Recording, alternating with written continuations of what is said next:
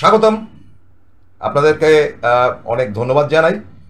প্রথমেই জানিয়ে দিই যে এনকে ডিজিটালের সম্পাদক এডিটর প্রবীর বিশ্বাস আগামী 28 তারিখ তার probable date for daily journey দিল্লিতে তিনি যাচ্ছেন। ঠিক যে সময়টা বাজেট অধিবেশনে তোলপাড় থাকবে দিল্লি, ওই সময় তিনি দিল্লি এবং সাথে সাথে উত্তরপ্রদেশের চালচিত্রটি তুলবার জন্য তিনি যাচ্ছেন। অগ্রিম তাকে শুভেচ্ছা জানাই। এবং এই সময়টা দিল্লিতে যাওয়া মানে হচ্ছে কি দিল্লির পার্লামেন্ট থেকে যে প্রবীরবাবু সমস্ত কিছু তুলবেন এমন নয়, তিনি টোটাল ব্যাপারটাকে তুলবেন, টুকরো ছবি কিছু, এবং মূল বক্তব্যগুলো কি কোথায় দাঁড়াচ্ছে সেটা কিন্তু তিনি তুলে ধরবেন। একই সাথে জানাই যে পার্লামেন্ট সোমবার থেকে শুরু হয়েছে এবং সোমবার দিন বাংলার দুই সাংসদ বক্তব্য রেখেছেন। একজন প্রবীণ, তিনি এক্সপার্ট, তিনি স্পোর্টসম্যানদের নিয়ে অসাধারণ বক্তব্য রাখলেন, কীর্তি আজাদ, এবং আরেকজন হচ্ছেন গিয়ে আমাদের সায়নী ঘোষ। দুজনকে ধন্যবাদ জানাই যে ভালো বক্তব্য রেখেছেন। আজকে প্রবীরবাবু বললেন যে যেভাবে হোক উত্তরপ্রদেশের কারেন্ট অ্যাফেয়ার্স নিয়ে আপনাকে কথা বলতে হবে। Go and start the detail. আসসালামু আলাইকুম, নমস্কার। শুরু করছি আজকের টলমল কি গদির উত্তরপ্রদেশের। প্রথমে আপনাদের বলি যে আমাদের বাংলার একটা গর্বের ব্যাপার রয়েছে যে আজকে বাংলা যা ভাবে আগামীকাল তা কিন্তু ভারতবর্ষ ভাবে, যেটা গোখলে সাহেব বলে গিয়েছিলেন। সেটা তো বাস্তব, সেটা সংস্কৃতির দিক। এবং একসময় যে বিপ্লব হয়েছে, যে বিদ্রোহ হয়েছে, বিদ্রোহের আগুন ধিকি ধিকি করে জ্বলেছে নেতাজি সুভাষ থেকে শুরু করে সূর্য সেন থেকে শুরু করে বিভিন্ন যে বিপ্লবীরা, তারা কিন্তু এই বাংলা থেকেই ব্রিটিশের বিরুদ্ধে লড়াই করেছেন। এবং প্রথম নামটি অবশ্যই সিরাজদৌল্লার, ব্রিটিশের বিরুদ্ধে লড়াই করার প্রথম মানুষটি। তো সেই বাংলা যেমন সেই ভাবনাটি ভাবে, মোস্ট ইম্পর্টেন্ট স্টেট সে একেবারে ব্রিটিশ টাইম থেকে যেটা হয়ে আসছে সেটা কিন্তু আনডাউটেডলি উত্তরপ্রদেশ। এবং উত্তরপ্রদেশ ভারতবর্ষের সবচেয়ে বড় রাজ্য, যেটাকে দুবার ভাগ করা হয়েছিল। তার মধ্যে উত্তরাখণ্ড তো চলে গিয়েছে, 5টি আসন নিয়ে আলাদা একটা স্টেট হয়ে গেছে, এবং একটি হিমাচল প্রদেশ, সেটাও উত্তরপ্রদেশের অন্তর্গত ছিল, সেটাও সরে গেছে। ফলে এখন এই 80টি আসনের মধ্যে সবচাইতে শক্তিশালী লোকসভার নিরিখে অখিলেশ যাদব এবং রাহুল গান্ধীর কম্বিনেশন, অর্থাৎ ইন্ডিয়া জোট, যেখানে একাই অখিলেশ 37টি আসন জয় করেছে এবং they are the second biggest party in parliament লোকসভার। এবারে সুমন চট্টোপাধ্যায়, যিনি বিখ্যাত সাংবাদিক বলে দাবি করা হয়, সুমনবাবু 3টি প্রশ্ন করেছেন। 3টি প্রশ্নের মধ্যে আমার আপত্তি রয়েছে। প্রথমটি তিনি বলেছেন 21শে জুলাইয়ের মঞ্চে অখিলেশ যাদব কেন, বাকি ইন্ডিয়া জোটরা কোথায় গেল? পরে আসছে তাকে উত্তরটা দিতে। আপত্তিকর কথাটি তিনি বলেছেন যে 21শে জুলাই কিছু বিশৃঙ্খলা বা কিছু উচ্ছৃঙ্খল ছেলেপুলে নাকি 1993 সালে আন্দোলন করেছিলেন। সুমনদা ভুলে যাবেন না, সেখানের কিন্তু আন্দোলনকারীদের অন্যতম নেতা ছিলেন প্রিয়রঞ্জন দাসমুন্সী, যার কল্যাণে আপনার বারবার বিদেশে ফুটবল খেলা দেখতে যাওয়ার তিনিও ছিলেন। কিন্তু সুতরাং উচ্ছৃঙ্খল এই কথাটি আপনি বলতে পারেন না। দ্বিতীয় কথা, আপনি বলেছেন শহীদ কথাটা উচ্চারণ করা যাবে না। কে বলেছে? তাহলে ভগৎ সিং কি ছিল? তারপরে ধারাবাহিকভাবে যারা গভর্নমেন্টের বিরুদ্ধে লড়েছে তাদেরকে শহীদ বলা হয়, এবং মারা গেছে যারা আর কি লড়াই করে।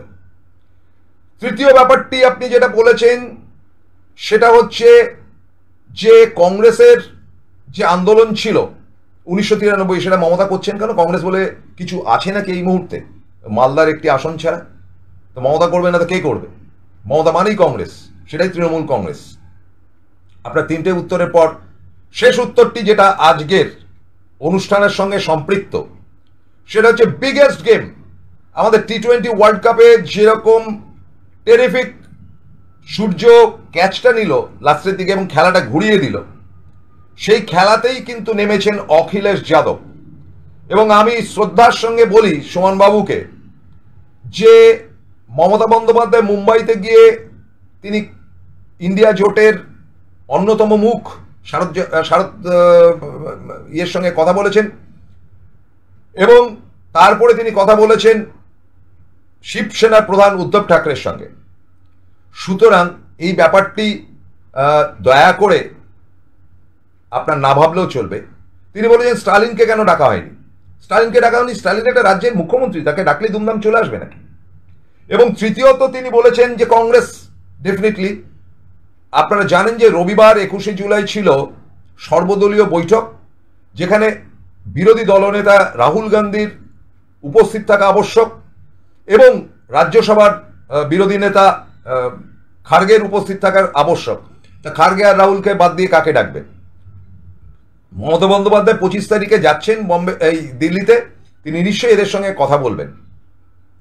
এবং আপনাদেরকে বলি যে এই ভাবনার জায়গা থেকে অখিলেশকে ডাকার অনেকগুলো কারণ আছে। প্রথম কারণ হচ্ছে যে অখিলেশ বারবার মমতা বন্দ্যোপাধ্যায়ের পাশে এসে দাঁড়িয়েছেন এবং মমতা বন্দ্যোপাধ্যায় অখিলেশের নির্বাচন যেটা বছর দুয়েক আগে ছিল তিনি গিয়ে প্রচার করেছেন। অখিলেশ যাদব আবার 2021-এ জয়া ভাদুরী বা জয়া বচ্চনকে পাঠিয়ে দিয়েছিলেন এখানে প্রচারের জন্য।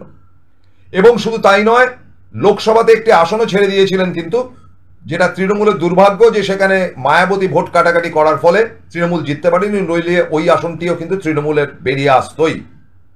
কাজেই একটা বন্ধুত্বপূর্ণ বাতাবরণ এবং অখিলেশ যাদবকে যথেষ্ট স্নেহ করেন মমতা বন্দ্যোপাধ্যায়। অখিলেশও খুব শ্রদ্ধা এবং ভালোবাসেন মমতা বন্দ্যোপাধ্যায়কে। অখিলেশ যাদব এখন খেলছেন, কি খেলছেন? তাহলেই তো যোগী আদিত্যনাথের কথাটা আসে। আমি আগের পর্বগুলোতে, আগের পাঞ্চগুলোতেও কিন্তু আমি বলেছি যে যোগীর সাংঘাতিক ভালো সময়, হঠাৎ করে খারাপ একটা টলমল অবস্থায় এসছে। ভালো সময়টা আগে বলে দিই।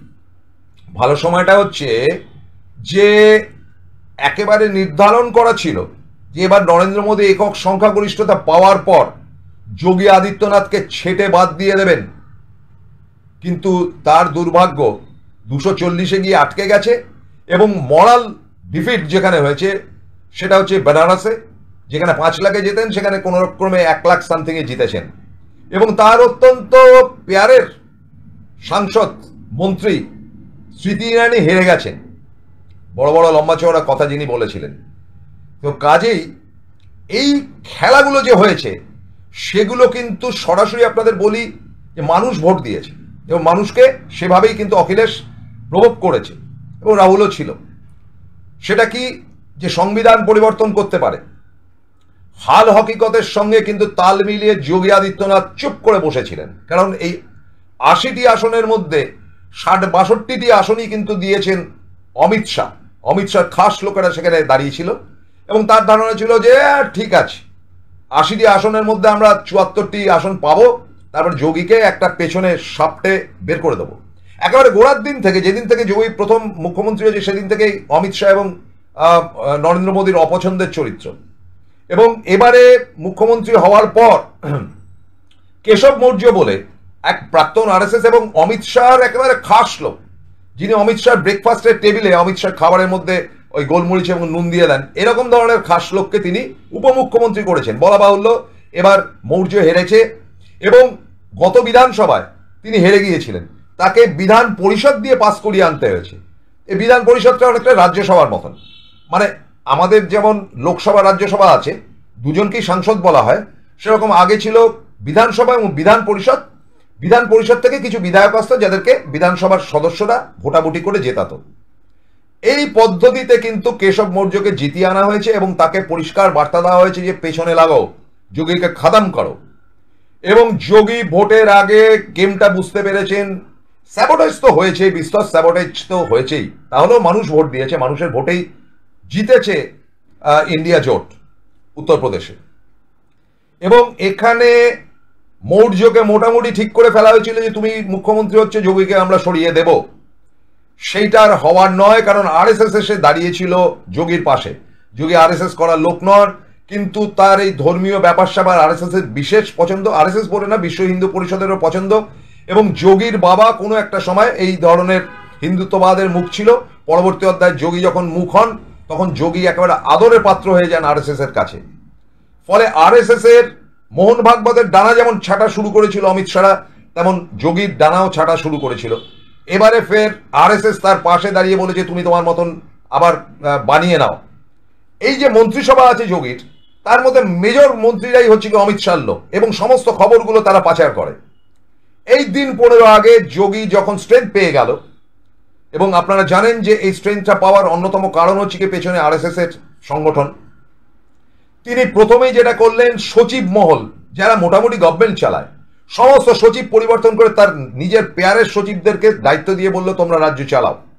যত মন্ত্রী অমিত শাহর ঘনিষ্ঠ ছিল তাদেরকে সাইডলাইন করে দিয়েছে, এমনকি কেশব মৌর্যকেও সাইডে ফেলে দিয়েছে। কেশব মৌর্য কান্নাকাটি শুরু করেছে। তো এখন চাপে রয়েছে, নরেন্দ্র মোদী ঝামেলা দেখছে যে এই কাণ্ড যদি হতে থাকে উত্তরপ্রদেশের রেজাল্ট আরো খারাপ হবে। সামনে 10টা বিধানসভার উপনির্বাচনের যে হাল, 13টার মধ্যে 2টো আসন পেয়েছে বিজেপি। তো সেই অবস্থা যদি ফের দাঁড়ায় তাহলে মোদীর নিজের গদি নিয়ে টানাটানি পড়বে। তার কারণ তারও 2 মাস বাদে যে আসনগুলোর নির্বাচন রয়েছে সেটা হচ্ছে কি মহারাষ্ট্র, যেখানে তো মোটামুটি গিয়েও আর রয়েছে আপনার ঝাড়খণ্ড, সেখানেও অবস্থা টলমল রয়েছে, হরিয়ানা সেখানেও টলমল। ফলে তিনি কোনোভাবেই হারতে চাইছেন না। এবার যোগী থাকলে তিনি জিততেও চাইছেন না, সেটা অদ্ভুত পরিস্থিতি। এর মধ্যে যোগী তার স্ট্রেংথ বাড়িয়ে নিয়েছিলেন। সম্প্রতি এতটাই তিনি দৃঢ়তার সঙ্গে উঠে এসেছিলেন যে একেবারেই ভয়ঙ্কর অবস্থা। নরেন্দ্র মোদী এবং অমিত শাহর যে দলটিকে ভেঙে 2 টুকরো করে দিচ্ছে না তো।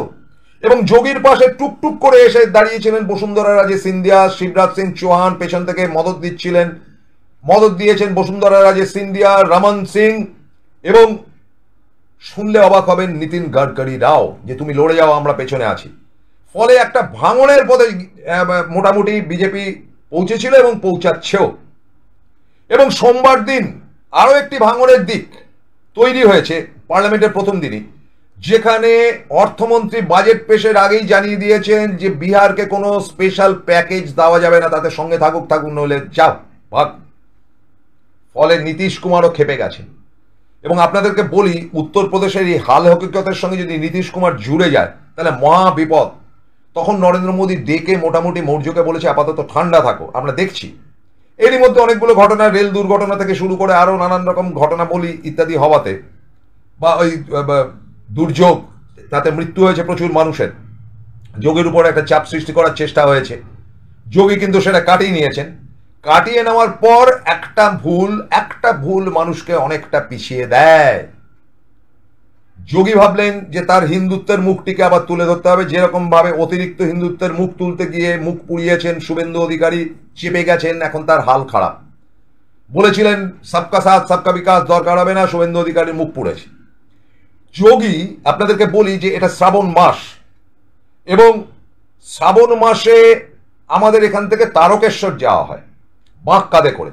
এবং তারকেশ্বর যাওয়ারও একটা খুব ইন্টারেস্টিং ব্যাপার রয়েছে, যে তারকেশ্বরে যারা যান তাদের বেশিরভাগই গঙ্গা জল তোলেন ওই শেওড়াফুলি থেকে, তারপরে তারা যেতে থাকেন। রাস্তায় প্রচুর দোকান, সেখানে তারা বাঁকটি রেখে হয়তো চা খান, খাবার খান, যেটা ডাকাত কালীবাড়ি প্রথম পড়ে, তারপরে কাশী বিশ্বনাথ, তারপরে লোকনাথ, একদম শেষে তারকেশ্বর। আমি গেছি একবার, খুব কষ্ট। যাই হোক, ওটা এক্সপেরিমেন্ট করতেই গিয়েছিলাম। তো সেই রকম ধরনের শ্রাবণ মাসে শিবের পুজো সারা ভারতবর্ষে সর্বত্র হয়। দক্ষিণে যেটার নাম হচ্ছে মুরুগান, এবং উত্তরে যেটা পুজো হয় সেটা আপনারা অনেকেই খবরের কাগজে পড়েছেন, যে একটি মানে বিশেষ জায়গা থেকে বিশেষ জায়গা অবধি কতগুলো জায়গায় এরকম শিবের মাথায় জল ঢালতে যাওয়া হয়। সেখানে কিন্তু হঠাৎ করে যোগী ফরমান জারি করেছেন যে এখানে যে সমস্ত দোকান রাস্তায় থাকবে সেই সমস্ত দোকানের মালিকের নাম বা দোকানদারের নাম লিখতে হবে। মারাত্মক কথা, একটা ডেমোক্রেটিক জায়গায় এটা বলা যায় না। তার কারণটা হচ্ছে যে সেখানে যারা দোকান বসায় তাদের মধ্যে মুসলিমও অনেক আছে। এবার ধরুন কোনো একটা জায়গায় রয়েছে শিবপ্রসাদ শর্মা কা দোকান, সেখানে ব্রাহ্মণের দোকান অনেকেই খেতে ঢুকবেন, কিন্তু যদি লেখা থাকে আলী আকবর কা দোকান, সেখানে অনেকেই ঢুকবেন না। ফলে মুসলিমদেরকে কোণঠাসা করার জন্য তিনি এই কারবারটি করেছেন এবং হিন্দুত্বর মুখ তৈরি করার জন্য করেছিলেন। ফলে এটা হিতে বিপরীত হয়েছে। এটা সমস্ত বিরোধী দল ভারতের যোগীর বিরুদ্ধে চিৎকার চেঁচামেচি, যেটা যোগীর প্লাস পয়েন্ট ছিল সেটা মাইনাস পয়েন্টে দাঁড়িয়ে গেছে। এবং সাংঘাতিক রকম ভাবে এটাতে কিন্তু অখিলেশ যাদব আন্দোলনে নেমেছেন এবং তিনি বলেছেন এটা কিছুতেই করা যাবে না। সোমবার দিন একেবারে সরাসরি সুপ্রিম কোর্ট থেকে জানিয়ে দেওয়া হয়েছে যে এগুলো করা চলবে না, যাদের যা নাম সেই নামই রাখতে হবে। বদনাম হয়ে গেছেন কিন্তু যোগী আদিত্যনাথ, ফের চাপের সৃষ্টি হয়েছে। এবার বিভিন্ন রাজনৈতিক দল, রাহুল গান্ধী থেকে শুরু করে একেবারে খোদ মমতা বন্দ্যোপাধ্যায় অবধি সমস্ত জায়গা থেকে হিন্দুত্ববাদের এই ব্যাপারগুলোর বিরুদ্ধে লড়াই, এবং লড়াইটা অদ্ভুতভাবে মোদির দিক থেকে সরে গিয়ে যোগীর উপর গিয়ে পড়েছে। ফলে যোগীর আসন কিন্তু টলমল। নিজের একটি নির্বুদ্ধিতার জন্য, তার কোনো প্রয়োজন ছিল না, এটা কার বুদ্ধিতে তিনি করেছেন কে জানে, এখন তিনি কিন্তু ভারী বিপাকে পড়েছেন। আগামী কয়েকদিন কিন্তু বাজেট অধিবেশন চলবে, কিন্তু যোগী কি পারবেন তার আসন ধরে রাখতে? এমন কিছু ঘটনা ঘটবে না তো? কারণ সুপ্রিম কোর্টের ধাক্কাটা খাওয়ার পর এমনি মুখ নিচু হয়ে গেছে যোগীর। ফলে আগামী কয়েকটি দিন নজরে রাখুন, যোগীকে হয়তো সরিয়ে দেওয়া হতে পারে। যোগীকে সরিয়ে দিলে যোগীর দলের লোকগুলো কিন্তু ভেঙে যাবে, আপনাদেরকে বলি। এবং অন্যদিকে কি কি ঘটবে সেটা বলি। যোগীকে সরিয়ে দিলে যোগী আরেকটা সংগঠন করার চেষ্টা করবে। নীতিশ কুমার তার দলবলকে ইতিমধ্যেই বিহারে প্রস্তুত থাকতে বলেছেন যে আমাদের স্পেশাল প্যাকেজ না দিলে আমরা উইথড্র করে নেব। অন্যদিকে বার্তা গেছে যেটা, সেটা হচ্ছে গিয়ে চন্দ্রবাবু নাইডুর কাছে যে নীতিশ কুমারকে কিছু দেওয়া হচ্ছে না। তিনি যে দাবি করেছেন 1,20,000 কোটি টাকা, সেটাকেও হয়তো মাননীয় অর্থমন্ত্রী ক্যান্সেল করে দিতে পারেন। ফলে এই গভর্নমেন্টটাই লড়বড় করছে। একদিকে যেমন লখনৌতে যোগীর আসন টলমলে, যে কোনো দিন ভোট ডাকা হতে পারে, এবং ডাকা হলে তুঙ্গে যাবেন অখিলেশ যাদব, সেরকমই 240 আসন বিশিষ্ট দলটি কি আস্ত থাকবে? তারপরে তো সঙ্গে এনডিএর অমুক, এনডিএ তমুক ইত্যাদি ইত্যাদিরা আসবে। ফলে ভেরি ক্রুশিয়াল দিস উইক। এই উইকের দিকে তাকাতে হবে, এবং এই উইকটা অবজার্ভ করবেন বলে প্রবিদ্যা যাননি দিল্লিতে। দিল্লি গরম, 28 তারিখে আরো গরম হবে। উই এক্সপেক্ট ডাইরেক্ট সেখানকার খবর টাইম টু টাইম আপনাদের সামনে তুলে ধরতে পারবো। শেষ করছি। আদাব, নমস্কার।